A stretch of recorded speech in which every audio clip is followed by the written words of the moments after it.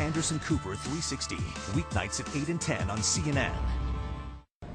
Time now for The Ridiculous, and tonight we're adding The Case of the Missing Handcuff Necklace, the sequel. Not since The Great Muppet Caper has the world been so riveted by a daring heist. Let me remind you how we got here. My colleague, Nancy Grace, truth seeker, dream weaver, was on this program a few weeks ago discussing the Jodi Arias trial when something caught my eye. Hey, Nancy, are you wearing handcuffs as a necklace? Yes, I am. Would you like a pair? I did it for you, Ann. I saw something shiny, and then the more I looked at it, I was thinking, are those handcuffs? They really are? Yes, they are, and they work. Just in case I need to arrest somebody. So look, I take credit for putting her handcuff necklace on the map, but I do not take the blame for the necklace disappearing. That's right, it's gone. It's vanished. It's lost, perhaps stolen. And now Nancy and her team, which I can only assume is Jane Velez Mitchell wearing a Sherlock Holmes hat, have plastered CNN Center with these flyers. And last night, Nancy came on this program to level some pretty serious accusations. Well, Anderson, the last time my handcuff necklace was admired on the air, I'd like to point out that you were present. It was shiny. You, I was transfixed by it. Toobin, and Mark Geragos.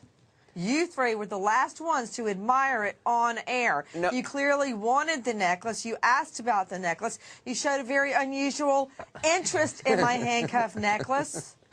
Or, Anderson, was it just these? How? It doesn't work, Anderson. So ask your little friend Geragos what he did with my necklace. I like how she pulled those handcuffs out of her twins. Now ask and you shall receive. Nancy Grace, I bring you famed defense attorney Mark Geragos joining us now via Skype. So Mark, consider yourself under oath for this deposition. You've basically been accused or implicated in this heist. What do you make of Nancy's comments? Let me tell you something, Anderson. This is not the first time that Nancy has made false accusations.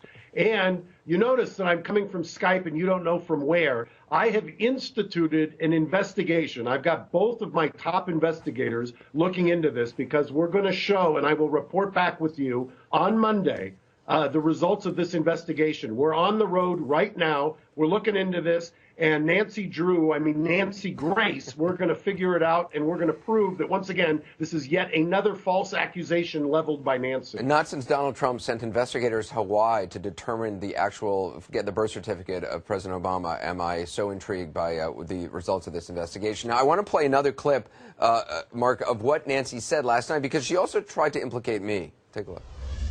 For the record, I did find it very fetching. I did not take it. Do you have any other suspects?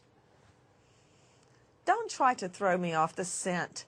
Don't try to throw me off you, Anderson. I've already told you, Geragos and Toobin. But Toobin's too much of a straight guy to wear a pair of handcuff necklaces. He would never think to steal like you. Now, what about Geragos? Out of the three of you, I would say that Geragos would be the type to actually steal the necklace. I knew you were going to accuse Geragos. Although you're pretty daring. Look at his face. Where does one get a handcuff necklace? That doesn't scream guilt.